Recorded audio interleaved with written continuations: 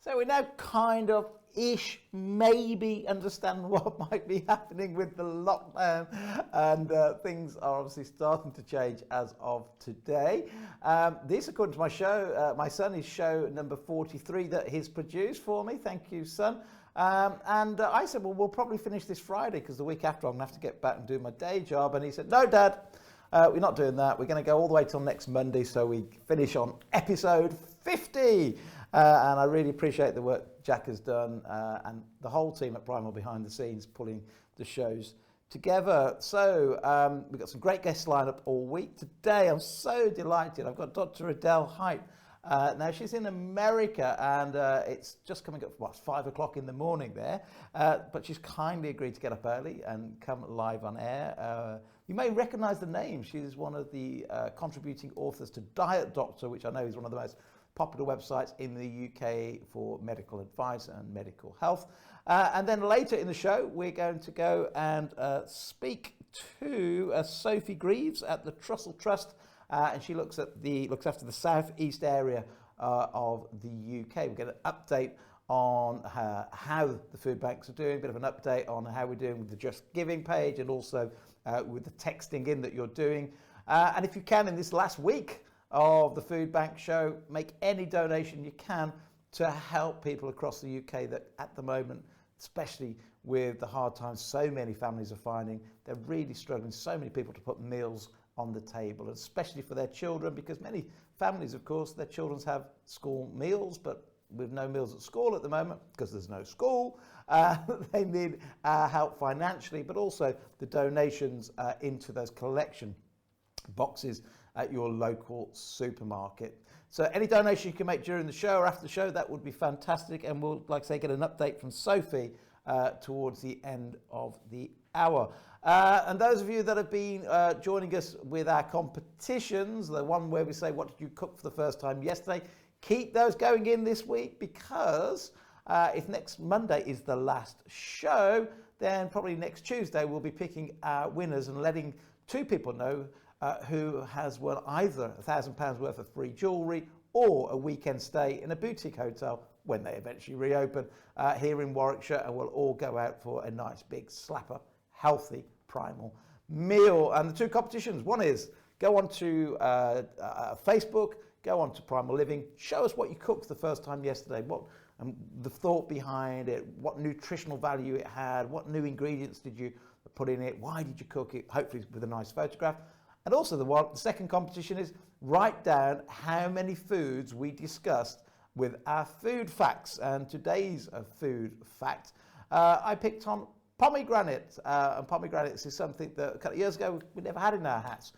Because every time you slice them, it took ages to get them out, and we just like, too much hassle, don't bother with it. But then we started to read about how healthy they are, how full of nutrition they are, and how great they are in yogurts, how great they are in salads. We put them in so many things at home.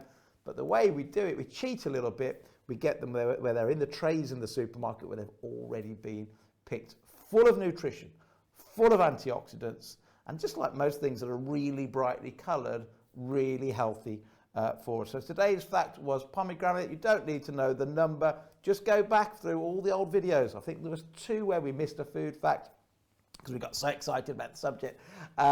Write down as many of the words. We've done onions. I'll give you a few up for free. Onions, garlic, turmeric. That's all I'm going to get. Eggs.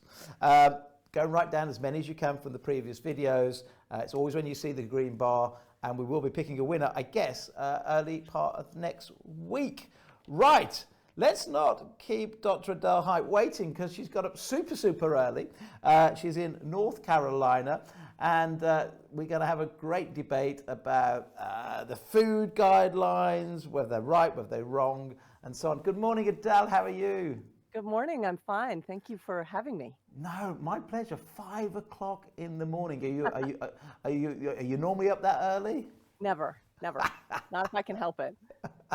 Well, we really appreciate you coming on this morning. Now, I've read many of the articles that you've written over the years, but for those that aren't aware, tell us a bit about yourself, and then end with, what is a nutritional epidemiologist? Okay. Which I probably pronounced completely wrong. No, no, no. That you got the nutritional in there, so that's the important part. I'm a registered dietitian. I have a master's in public health, and I also have a master's in English and education. So I've been always interested in language and what language can do, but I've always been interested in science too. So I started work on a PhD in nutritional epidemiology, which is a field that studies links between diet and disease. Now, back 100 years ago, or even 75 years ago, this meant links between diseases of nutritional deficiency, like pellagra or beriberi or something like that, and or it meant diseases of toxicity uh, from the food that you eat. So maybe aflatoxins or something like that, or episodes of poisoning, food poisoning. And nutritional epidemiology is still used that way. But in the 60s and 70s, nutritional epidemiology began to shift its focus, and it became the study of diet and foods and how those are linked to chronic disease. So they really just took the template of the links between diseases of deficiency or toxicity related to food, and they just stuck it on top of chronic disease, even though we know that with diseases of deficiency, there's usually just one element, unless it's a starvation disease, or with diseases of toxicity. Again, there's just a single element at work. But chronic diseases are multifactorial, they develop over an extended period of time.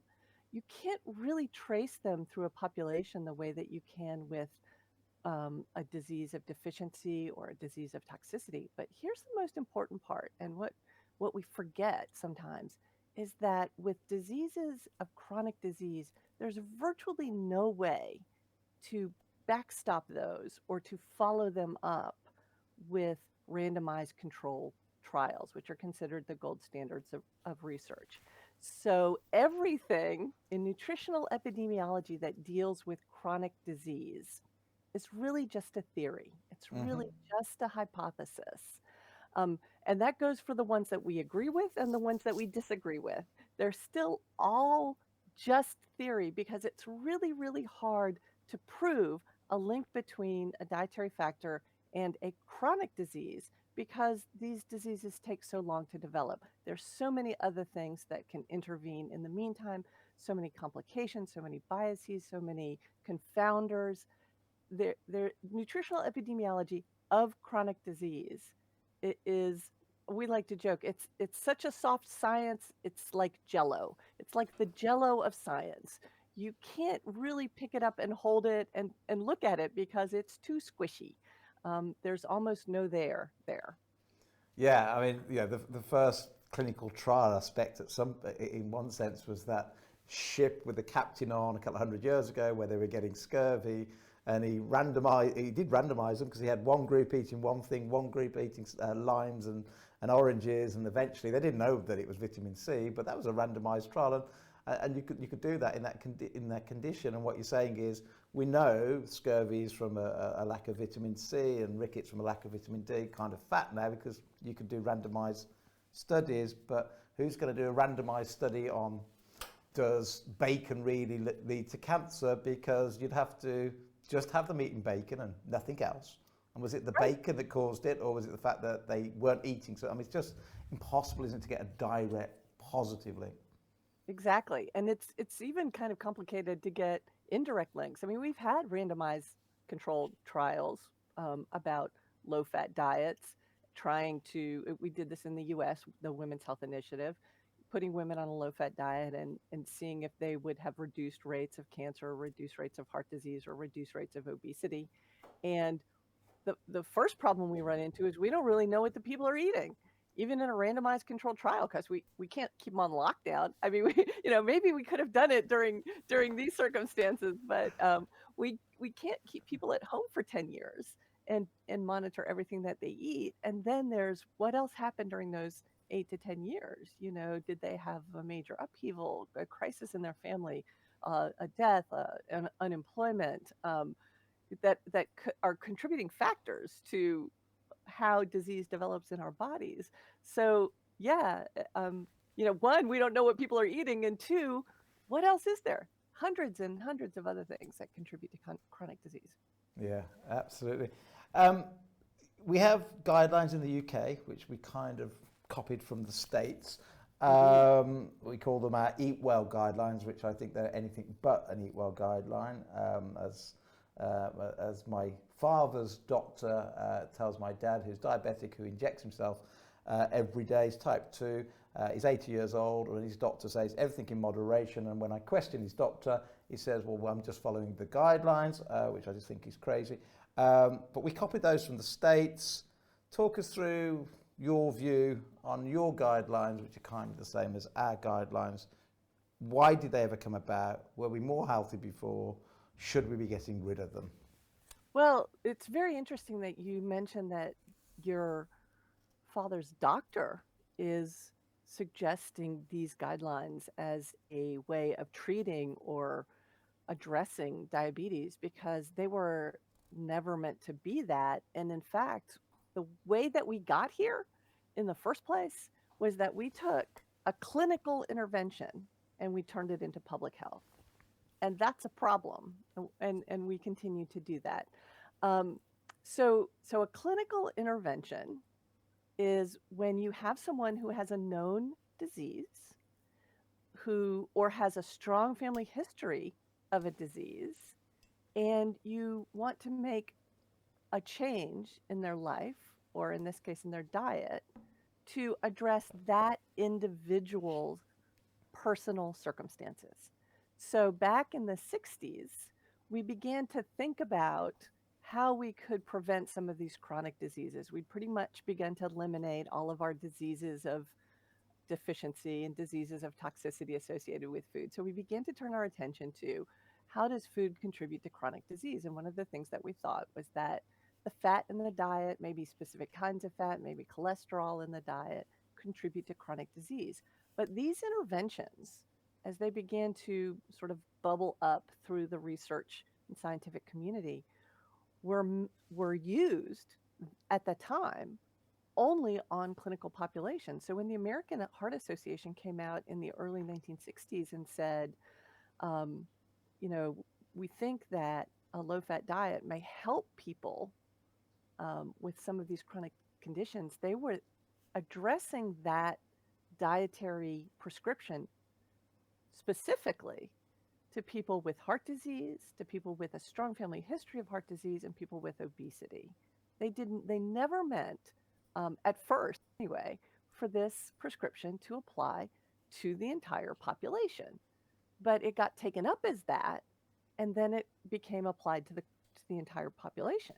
And that's where we went wrong, is that we took a clinical intervention and we said, oh, since heart disease happens a lot, we'll just tell everybody to eat this kind of diet without any regard to personal history, family history of disease, personal circumstances, anything like that.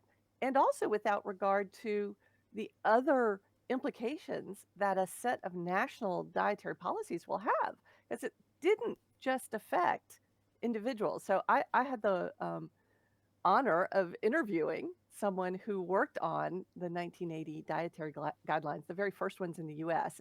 And you're right, they started in the US, but they spread like wildfire to all English-speaking countries and beyond. And when he said when they were writing the guidelines, their focus was the individual, so they were speaking to individuals directly. But they were also thinking about the food industry. So they were hoping that the food industry would look at these guidelines and begin to modify what was available in the marketplace to coincide with the recommendations that were being given. They also hoped that this would set the stage for more research into diet and chronic disease, which it did, but not, I think, in the way that they intended. Yeah. And of course, they were looking at people with family history of heart disease. I know your president suffered a heart attack around the same time, but Yes. wasn't the actual hypothesis around saturated fat and cholesterol itself fundamentally flawed because it was based off some very strange research by a certain Mr. Ansel Keys? Well, okay, this is how research starts, right? You have an epidemiological study, it's a population level study. When we talk about, oh, the guidelines made us sick, it's the same kind of study. So you can't go, those kind of studies are bad. They give us some information, they just don't give us a lot of information. So when you see that obesity curve, oh, it's not rising very fast, and then all of a sudden dietary guidelines are created and it shoots up. You can't say that tells us anything except you know obesity rates started rising in the late 70s, early 80s, and maybe it had something to do with the dietary guidelines. Maybe it had something to do with MTV. MTV also happened in 1980. Or maybe it had, and I don't want to dismiss this, especially in light of what your program does. It also may have something to do with the fact that that was in the US the beginning of Reaganomics, and you guys had Margaret Thatcher, and the beginning of policies in the government where we stopped really sort of worrying about the lower income groups. And we said, we're going to really direct our money and our efforts towards supporting the business classes and the wealthy, and that money will trickle down to the lower incomes. And that was trickle down economics, and it didn't work. So when we see that curve, that rising rates of chronic disease, diabetes, stroke, heart disease, all of those have gone up. And is that associated with changes in our dietary habits? We don't really know. It looks kind of obvious, but it's not any more or less obvious than what Ansel Keys was doing when he found associations between increased intake of saturated fat and increased rates of heart disease. And what any good nutritional epidemiologist will say is you can take Ansel Keys data and you can rearrange it, which is what two of his contemporaries did. You can rearrange it and you can get different associations. So while you could see these increases in heart disease, you could see decreases in stroke. And similarly, in the US, we've seen some decreases in some other markers of heart disease, like high cholesterol and high blood pressure. But are those due to changes in diet, or are those due to changes in the fact that we have better heart, cholesterol medications and blood pressure medications, and people are on those more often? And so that has taken down our rates of high blood pressure and high cholesterol. So yeah, Ansel Keys is part of the picture, but he, we blame him far too much. What this really has to do with, and maybe you haven't heard this very often, but what this really has to do with is we did have this separation between the upper class, really high income folks and low income folks, and it left the middle income folks, who most of us are a part of, left those middle income folks going, which group do I end up with? Do I end up with the higher income folks, or do I end up with those low income folks? And right, and this was happening at the same time that the dietary guidelines were starting to get underway. And the middle class took up those dietary guidelines. In fact, took up low-fat diets before the dietary guidelines were created. So if you look at consumption patterns, you'll see that consumption of egg, consumption of red meat, consumption of whole milk decreased before McGovern's committee even started, set out its dietary goals in 1977. Why? Because the middle class wanted to show that it was a responsible, upstanding group of people, and we were going to eat this healthy diet that we were told about to separate ourselves from the lower classes who, they're just eating whatever crap. And we still hear this sort of narrative that that people who have chronic disease, people who are obese, just don't care about their diets. They just eat whatever crap is available. And that's how we separate ourselves from those other bad eaters over there. A lot of that has to do with income and food availability, as you've made very clear. Those people who are reliant on food banks, who are reliant on government nutrition programs, they have a lot less opportunity to make choices about what they eat than many of us do. And when as countries, our populations got relatively poorer, which they did. The income gap has been widening ever since 1980. Um, that meant that a lot of people had less control over what they could eat. In addition to that, we had massive changes in the food supply. Some of them were based on the dietary guidelines, and some of them were based on changes in food science and what was available. Corn syrup became available in 1977 or around then as a cheap source of sweetener that you could put in everything. And before that, sugar was relatively expensive. You couldn't, it would be expensive just to put sugar in every single thing, real sugar. But corn syrup was cheap and readily available and easy to use and easy to put in manufactured foods. And it became widely available in our food supply. And that's, so there's the guidelines, and then there's effects of the guidelines, and then there's all of those other things that happened around the same time as the guidelines that were also really, really problematic in terms of changing the way that people ate and changing their health, even maybe apart from how they ate. No, I mean, look, the social aspect and the affordability of food is definitely part of the problem, without a shadow of a doubt. There's also some research we've done in the UK, we haven't done it, but has been done in the UK, that the amount of our disposable income that we now spend on food is a lot less than it used to be. We used to spend about a third of our disposable income on our food, and it's less than 10% now. So that maybe that's an element as well. But does any of this, if we're confident that the fact that even in the UK, some food producers will even inject their chicken breast with sugar that we just don't even know about unless we really read the labels, is it social? Is it mainly the social aspect, or is it the fact that we're letting big food companies really just feed us whatever they want because we don't now understand those complicated labels? Well, I mean, sugar injected into chicken breast. Let's ask why that's there. Okay, so why is the sugar in the chicken breast? We used to eat chicken breast without sugar, so why is it in there now? Well, chicken breasts used to be fattier. And we have bred our meats, chicken, pork, and beef took a long time, but we've even learned to breed leaner cattle to get the fat out of our food supply. Well, when you take the fat out, you have to put something else in. Yeah.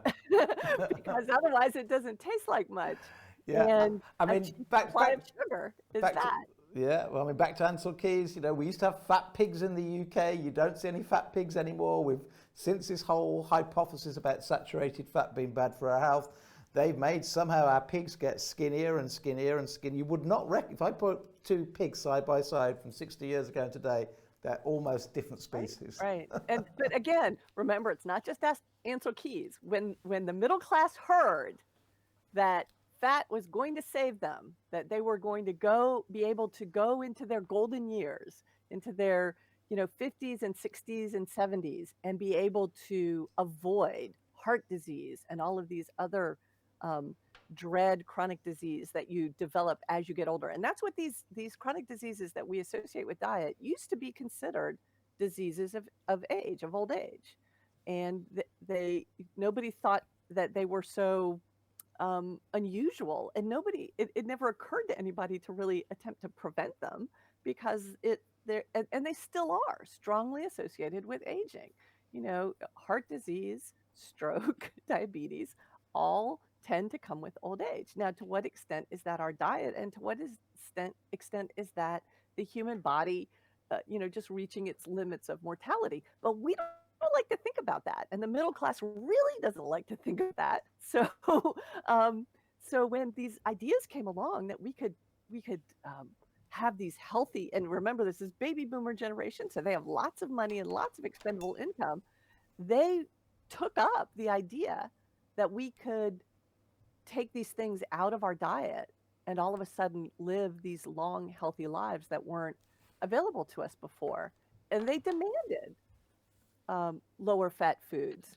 And that made it very beneficial to folks in the food industry to provide them with low fat products. And then the low fat products started to appear. And this was before the dietary guidelines. The FDA would crack down on them and say, no, you can't um, promise people that they can avoid heart disease by eating a certain margarine.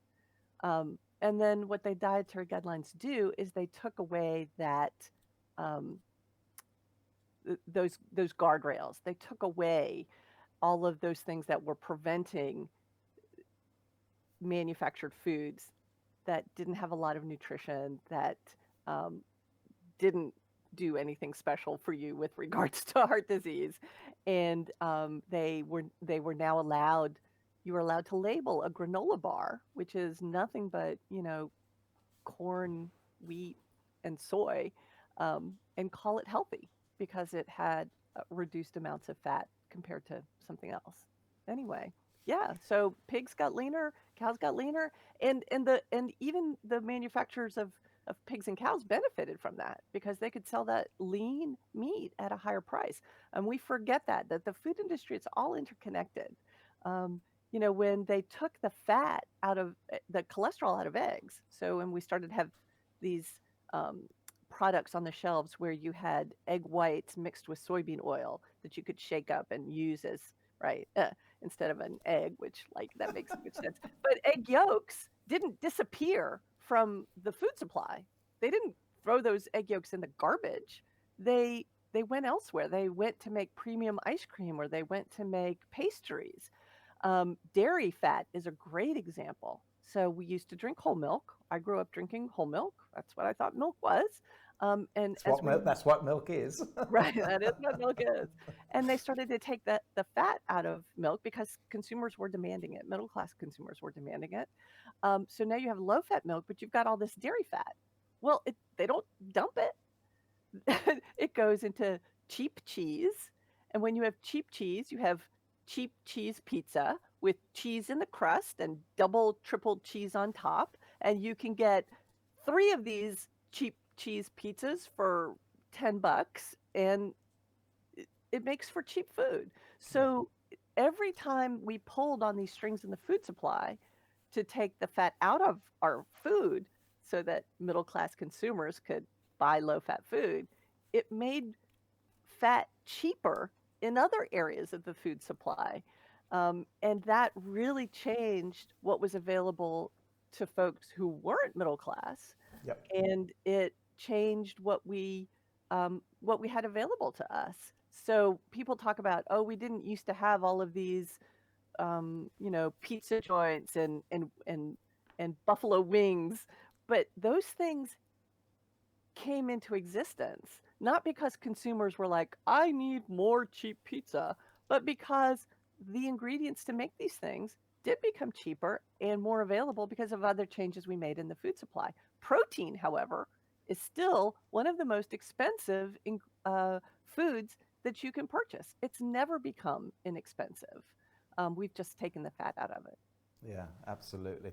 So, as a nutritional, if I can pronounce this right, epidemiologist, you're saying we can't do the proper trials to ever know the facts because we can't do blind trials, we can't do clinical trials, we can't do randomized, we can't do it properly because you'd have to get big groups, make them eat just one thing, and you couldn't ask them what they ate because nobody tells the truth about what they really eat. You don't remember what you had last Friday. I can just about remember what I had on Saturday. So you'd have to do that. You'll never do that.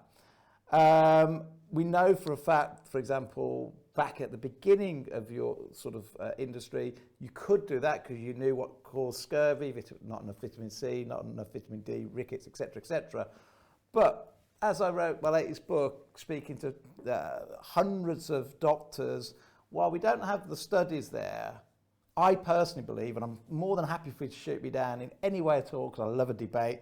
I personally believe, and I was obese for 25 years, that too much carbs create insulin.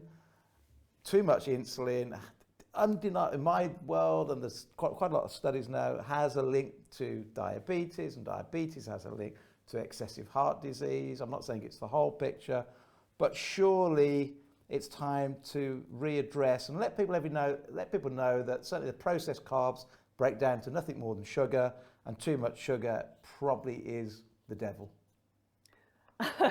So the first quibble that I would have, because I'm not a nutritional epidemiologist. I did PhD work in nutritional epidemiology, but in my PhD program in nutritional epidemiology, I asked a lot of uncomfortable questions about the dietary guidelines, questions that we're talking about right now, and it didn't go so well.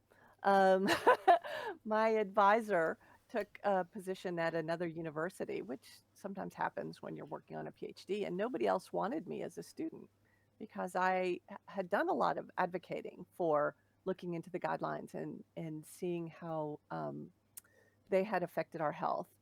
Not because I'd come to any firm conclusions about them, but because when you create a policy that is meant to prevent chronic disease and it doesn't, you have a policy that doesn't work. Now, that doesn't mean that the dietary guidelines caused these problems, but the dietary guidelines were meant to prevent them, and it didn't. So policies, when they're created, should also be reversible. Imagine if they'd had a lockdown for COVID and gone, well, we started it, we're just going to keep it this way forever. Yeah. And that's what happened with the dietary guidelines. They instituted the dietary guidelines, and there's never been an evaluation about whether or not the dietary guidelines achieved the purpose that they were set out to achieve. There's never been such a study or an evaluation or anything like that. Do you need a study? Heart disease up, cancer up, diabetes now in children, which we never had really So 20 years ago. You need a policy evaluation is what you need. Right. But that's never been done. No government has ever said, well, we created these guidelines in 1980 or thereabouts. Do we still need them? Are they doing what they're supposed to do? This question has never been asked in a formal way, and that's what I mean by a study, asking that question in a formal way, and that's never happened. So that's what needs to happen is that we need to ask, did these guidelines do what they're supposed to do? They didn't. I mean, we know the answer to that. They didn't. And then we ask, well, what do we do next? So you had the title at the beginning, are the dietary guidelines wrong? Well, I would change that to, are dietary guidelines wrong? Do we need a "the" in there? We don't. Why do we have dietary guidelines in the first place? Well, they were supposed to make us healthier, but they didn't do that. So what do? Well, they do a lot of things, but making us healthy is not one of them. So we were talking before we came on the air about how this is like or not like COVID, right? So you talked about, well, the COVID restrictions are beginning to be lifted because we've seen that they seem to have done what they're supposed to do. And for us to stay in this situation indefinitely doesn't make a lot of sense. Well, the dietary guidelines, first of all, shouldn't have ever been made into public health. So we had an epidemic. We had a one factor, this particular coronavirus, and we watched it spread. We could track it. And so we could work our way back from that and to see how to suppress it and to see how to prevent it from spreading. But we've never had that sort of thing with chronic disease, as we've already talked about. So there's never been those studies. And on top of that, so when you take chronic disease and you tell a population, if you eat in this certain way, you won't develop heart disease or you won't develop diabetes 20 or 30 years from now. You don't know, you're dealing with a population with a really varied family history, personal history, different biology, different genetics, different epigenetics. So when you say that too much carbs leads to diabetes, my question is, first of all, what's too much? Because what's too much for you might not be too much for someone else. And those same level of carbohydrate it might truly be too much for you. It does raise, carbohydrate does raise insulin levels. And for some people, those insulin levels go up and they never really come back down again in a timely manner. And that helps us to store fat. It prevents us from releasing fat, makes us hungry, all of those things. And your too much carbohydrate, um, could really be a problem for a lot of people, but it could also not be a problem for other people. So if you are eating a lot of carbohydrate, but your calories in general are equal to what you expend on a daily basis, you may not have this problem with insulin going up and then staying up. Your insulin levels may go up and then come right back down again, and it might not be problematic. But too much for you is too much. And so when the dietary guidelines came out and they said Americans are eating too much fat, well, maybe some Americans were, but maybe for Americans like me and like you, that wasn't too much because it was the right amount because it kept us from eating too many carbohydrates. So, so the problem with any dietary guidelines is you take one nutritional intervention and you apply it to a entire population, or in this case, a global population of humans who are very different. And and that's different than applying a public health intervention to one virus that we're tracking, right? Yeah. So this So, is where we went wrong. so is the answer no guidelines at all and just No. educate the population about Yes. what food does what?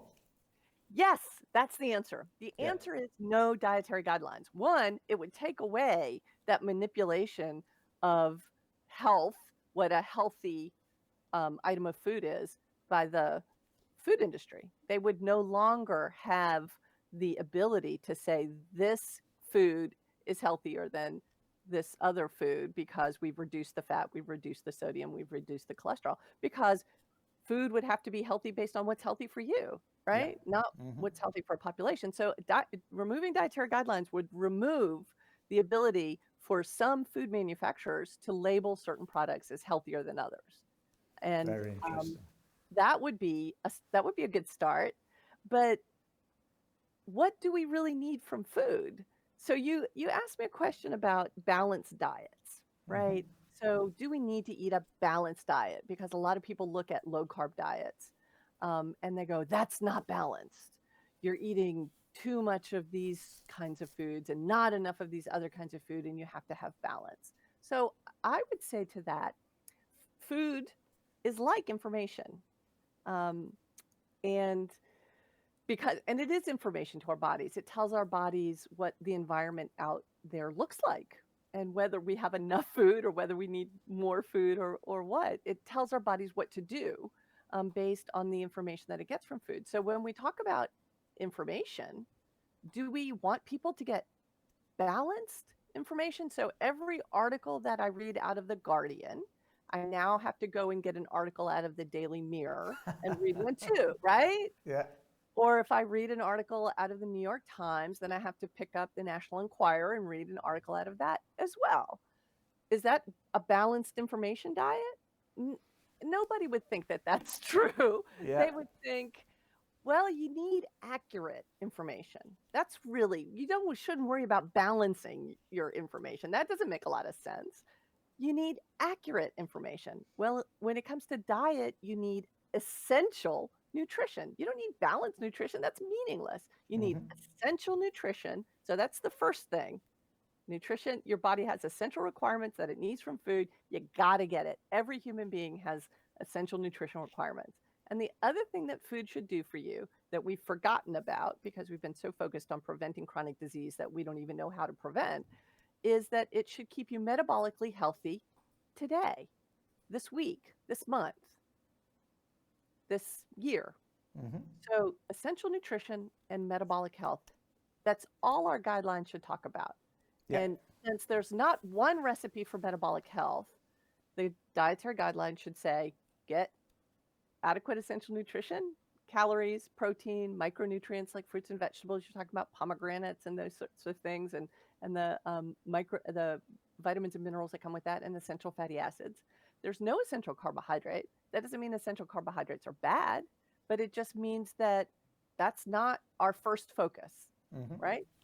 Then metabolic health. So we got to have some kind of energy. Most of us need some kind of energy from our diet, unless we're trying to get a lot of our energy off of our bodies, which is what stored fat is. It's just energies in reserve. So we need a diet that's going to help us access that fat.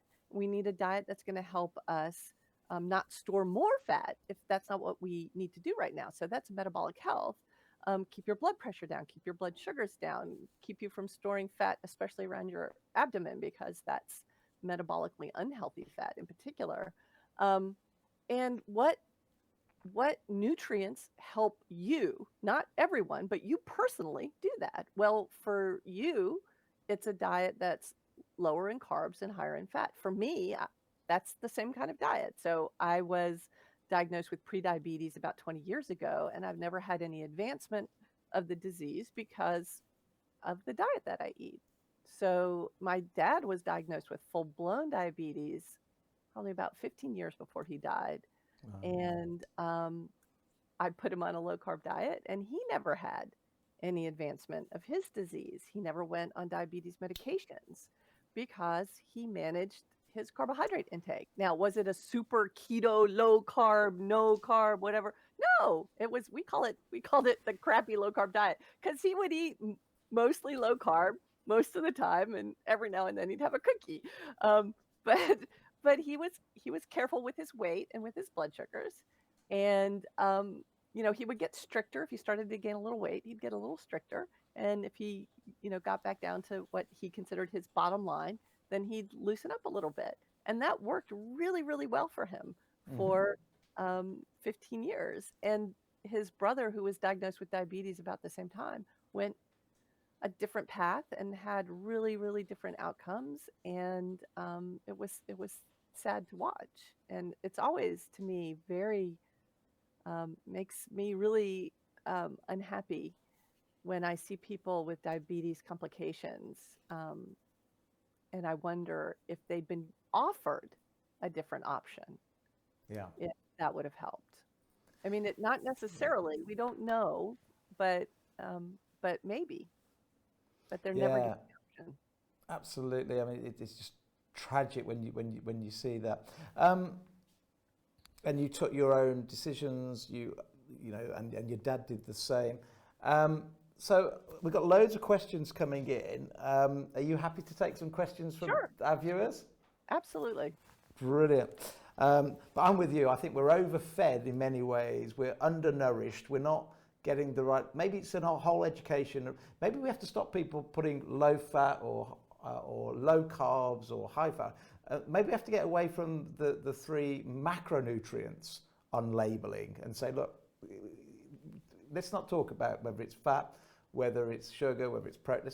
Maybe we've got to focus in on the micronutrients. Maybe people need to understand about the vitamins, the minerals, and Well, except that our most important macronutrient is protein, and you'll have a protein deficiency long before you'll have a micronutrient deficiency. So, True. In this whole low fat versus low carb, I get so tired of that diet wars stuff, because protein is our most important macronutrient, and people really do not get enough protein. And we've seen some research recently. It's been good research that shows that lack of protein will drive appetite.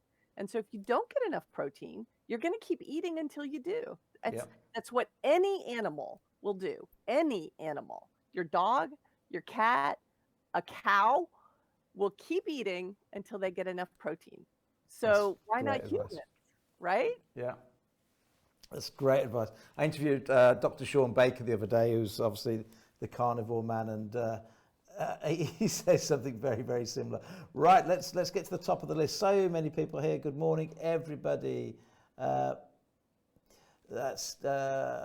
Steve Oliver says, this has to start at the top by removing the corruption and vested interests and then educating the medical professional, schools and everyone, but no one takes it seriously without that. In other words, we've got to change it at the very, very top with the politicians.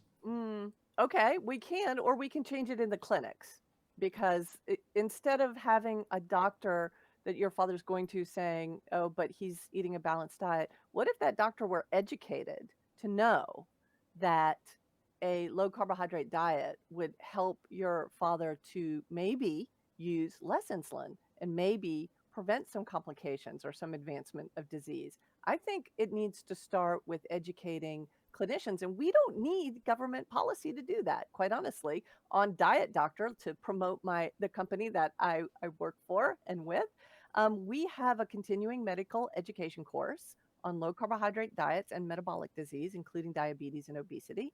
And you can take it for free, and you can get continuing education credits for it. It's fully certified, and you can learn what you can do potentially to offer patients something else besides medication and a low fat or low calorie diet. That's where I think we need to start. And the reason that clinicians don't offer these is because they haven't been trained in them. I'm trained as a dietitian. I was never taught about low carb diets in my dietetics training.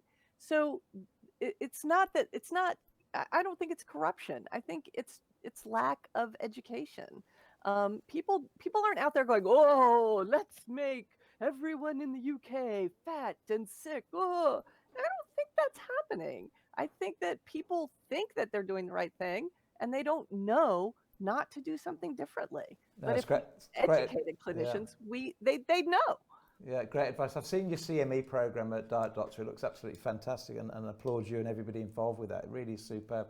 I think one of the problems we've got, and I'm sure it's the same in the States, our doctors are brilliant, our NHS is fantastic, but in that 5 or 6 years at med school, there is not even one day spent looking at nutrition.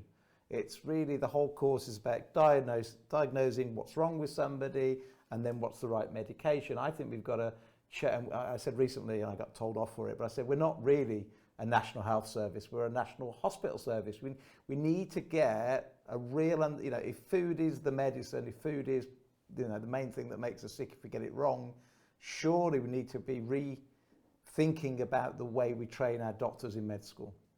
I would agree with that, but I think we need to keep in mind that these clinical dietary interventions need to be kept in the clinic. So they can't be made into public health guidelines, or we're in the same boat we were in 1980. Brilliant. Got it. Totally with you. Do you know of the diet of Rudolf Bruce, Natural Treatment for Incurable Diseases, a collection of plants after he studied how people were healing themselves in the past about 300 years ago? I don't know that one about Rudolf Bruce. Have you heard of that one? I've never heard of him. No, but marvellous. I will make it my mission to find that out later today. Does Adele take any vitamins, and what does she think of multivitamins? That's a good question. I take a multivitamin sometimes. That's useless information. I think it mostly depends on whether I think I've been eating enough of the vegetables that I should be eating. And then every now and then it occurs to me to take a multivitamin, so I take it. No, that's a fair answer. That's a fair answer. We should be getting those micronutrients from our veggies, but sometimes we don't. Andrew says, Dr. Hite, I love how you are being very clear that there is, in fact, so much we don't know.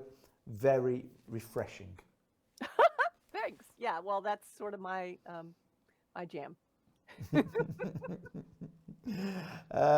Is there anything we can do to add more nutrition to the food donations? That's a question later on, I think, Kirsty, for the food banks. Then people are saying what they like to eat. Corned beef, good one. Sardines in brine, good.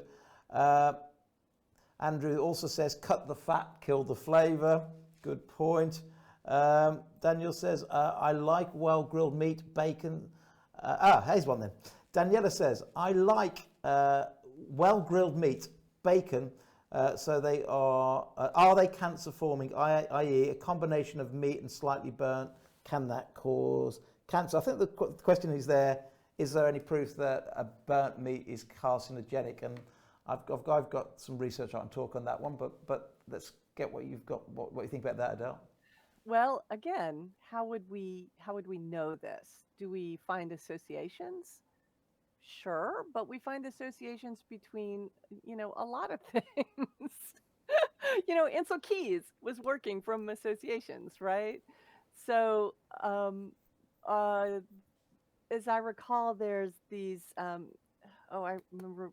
I'm blanking on the name. See, it's early for me. The cyclines that form when meat is grilled, but it's the foods that we eat along with that. Oh, maybe onions or other cruciferous vegetables or brassicas.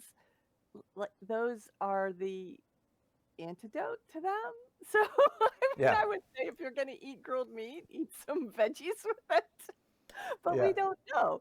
How much I always wonder how much does worrying about getting cancer from your food cause stress that might cause cancer? I mean, it's, yeah, where does it stop? How much do I want people worrying about their food? I yeah, would say less. Worry about getting your essential nutrients, worry about your metabolic health, and then stop worrying because yeah. worrying's not good for you either. Yeah, well, stress is one of the biggest killers for sure. It's a bit like, how many people have died of COVID, but also how many people haven't died of road accidents because they're all indoors. You Yeah. never know. You can't say COVID killed, well, you can say COVID killed X amount of people, but there's a counter argument that says how many people didn't die because of road accidents or fights in bars and pubs because they're all drunk. But then you could also, and just get, so for example, my answer to that one would be, I'm totally with you that if you worry about it, don't worry about it, but try and avoid it. There is some research that says one of the ways they induce cancer into rats in laboratories is to feed them burnt food, in particular certain burnt meats.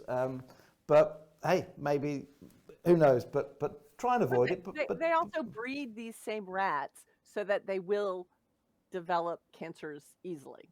So I don't know, maybe if cancer runs in your family. I mean, this is what I'm saying is that you need to take into account what your family history is and what your personal history is, and not just take these blanket recommendations that and apply them to everyone. We breed mice so that they develop cancer. So maybe for mice bred to develop cancer, yeah, grilled meat's a bad thing. But we don't know about you. Kirsty says, since going against the guidelines, I've never felt so good. And Sheila then says, one size does not fit all. So it's basically agreeing with what you're saying. You can't have one shoe size fitting lots of different people. Some people thrive on guidelines. There's not set in stone and can be adapted to individuals. It is not helpful to some. The only problem is, Andrew will say, who's one of the people on the chat now, who's ex-army, army, schools, hospitals, certainly in the UK, do listen to the guidelines and certainly hide behind them at times.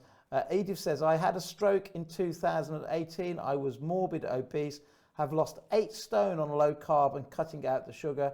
If I'd listened to the guidelines advice, I would still be unhealthy. Yes, I agree. That somebody else says, yes, I agree. GPs don't know about vitamins and food. The standard answer is follow the government guidelines.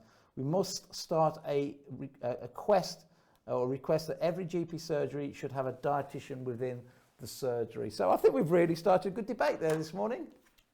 Good. I'm glad to hear that. Well, it's been fascinating having you with us.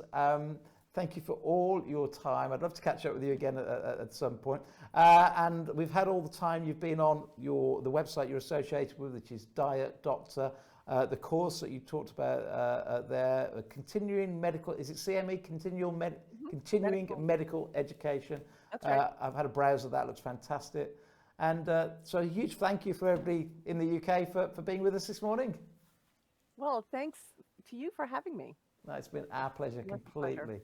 Thank you very much, Dr. Adele Hite. Well, I hope you enjoyed that. It was really, really interesting, wasn't it, about the guidelines, how they came about, whether we should get rid of them or whether we should have lots of different ones. I think the clear message is get rid of the guidelines if we can. Now, without further ado, let's go to the southeast of the UK and speak to Sophie Greaves, who is the Southeast Area Manager for the Trussell Trust. How are you this morning, Sophie? Hi, good morning. I'm doing really well, thank you.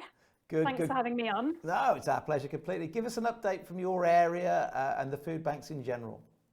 Yeah, absolutely. So as you can imagine, it's been a really, really busy and challenging couple of months for the food banks in my area and across the UK in general. They've been doing an absolutely amazing job kind of stepping up and ensuring that they can continue to provide food to people throughout this crisis. They've been, many of them have been adapting their model to move to things like delivery so that they can take the food to people that need it in their houses. Recently, Trussell Trust released stats kind of looking at the number of people who've needed to use a food bank in the last couple of weeks of March. And there was a staggering 81% increase in comparison to the year before. So food banks are already seeing a steady increase in usage, but obviously it's kind of grown significantly, and we're just ensuring we can support them to continue to help their communities. Well, you're all doing an absolutely fantastic job, and I keep saying on this programme, every Thursday when we go out to applaud the key workers, the hospital staff, the nurses, the doctors, the people working in the supermarket, let's not forget our brilliant food banks. I think you're all absolutely wonderful, wonderful people. What other than the financial donations we need, what in your area, what sort of shortages are you finding? Yeah, absolutely. So with the food banks, they generally seem to need items such as UHT milk or tinned meat, tinned fruit, and tin puddings or long life puddings. But what I would advise all of your viewers to do is go to the Trussell Trust website, and you can pop in your postcode, and then you'll be linked through to your closest food bank, and they will put the items that they need on their website and tell you where you can go and donate, so that the food that you give will go directly to the people in your community who need it. That's a good point, isn't it? That what, you know, if you go and put it in your local Sainsbury's or Asda, or I mean, they've all got them. Morrison's have got them. The collection boxes. That's the key point, isn't it? You're helping people in your own community that are struggling to put food on their table at the moment. Yeah, absolutely. So, you know, if you can remember when you go shopping, just to grab a couple of extra items, and then you can pop it in the donation bin when you go out, and that food will essentially go directly to the people in your community to ensure that they can put food on the table and feed their families. Yeah, and lots of people are doing that. That's what we do. We tend to sort of add things as we go around the supermarket, but let's not also forget that what have you got in your cupboard at home that maybe you bought because you thought you were going to use it, as long as it's still in date. Maybe you've stopped eating so many cans of beans or peas, or maybe you've gone low carb now and you've got a pasta unopened there, or maybe you've got UHT because you've always had it for that rainy day, and well, you know, you've never run out of milk, so why not fill your bag up on your way into the supermarket, put it in the collection boxes as well, because I think it can be twofold, can't it? Some people, maybe they don't need the food bank at the moment, but they also haven't got much spare cash because times are hard, but they've probably got spare food in the cupboard at home that, you know, if they just leave it there, will probably still be there 12 months later. Yeah, absolutely. And I think, you know, as long as it's in date, those long life items that were up on the screen previously, yeah, please do kind of pop in your donation bin. And as mentioned, your local food bank website will have a list of where you can go to donate those items that people you know, desperately need. Brilliant. Now, one last question. So Boris last night ended pretty much with a thing about it's been fantastic that we're seeing great community spirit. Give us an example of two of how, you know, we've come together to support the food banks. Have you seen any sort of, any sort of really good show of support in your local area? Yeah, I mean, it's been incredible, really, like across the patch and across, the UK as a whole. Communities are really, really coming together to show support through whether it's kind of financial donations, giving food, or volunteering to help with deliveries or packing those emergency food parcels. It really has been, a collaborative effort with everybody coming together to show support for their local community, and helping in those a number of ways. And I just want to say thank you to you and your viewers for obviously raising. I think we're just over £22,000 now, which is huge. And it really, those financial donations do make such a big difference to the food banks. So it enables us to sort of give funding to the food banks, give them that support and guidance to sort of get through this really challenging time. But in the long term, it will also help for us to kind of give that support when the pandemic comes to an end, because this is going to be kind of a long journey, and the impact that it's had on many people's lives. So it's enabling us to do that, and also campaign for change, because we essentially believe that food banks shouldn't be here. People should have enough money in their pockets so that they can go to the supermarket and buy their own food. So we're working closely with the food banks in the future for a time when food banks are no longer needed. Absolutely, and that's one of the reasons I support your charity so much. Is when I spoke to your CEO at the very beginning of lockdown, and I said, "Tell me all about the charity," because I didn't know much about the charity. And so as soon as she said, "Ideally, we want to put ourselves out of work eventually," I thought, "This is a great charity." You're all about trying to make sure eventually that we don't have a situation where people can't put food on their own table. But for now, we need everybody's help. Let's, over this final week, let's get it up to at least £50,000. That's going to be our challenge, and we don't like to fail. So we'll get there somehow by the end of this week. Thank you for coming on this morning. It's been an absolutely pleasure talking to you, Sophie, and enjoy the rest of the day. Yeah, thank you so much for having me, and thank you again to you and all of your viewers for everything you do. You're more than welcome. Thank you very much indeed for being on the show. So that's a lovely Sophie. She's down in Brighton looking after her local region. Also, a huge thank you to Dr Adele Hite earlier on. Wasn't that fantastic? Real good opinions about the Eat Well guidelines here, and how really we've just got to get rid of them. Help us share that message. If you go to my not-for-profit website, which is healthdaddy.com, you'll find a form you can fill in just to register your support. And once we get to, I think it's something like 100,000 signatures, we can then go to the government and they have to actually listen to us. So if you can do that, that'd be great. Also, if you can share this experience today by hitting the share button. If you can hit the notification bell, then you'll see all our new posts and videos as we put them live. And until tomorrow, stay safe. Watch the news this evening. I don't normally recommend watching the news, but I think there has to be some more clarity coming out this evening about what we can all be doing to stay safe in this very, very strange times.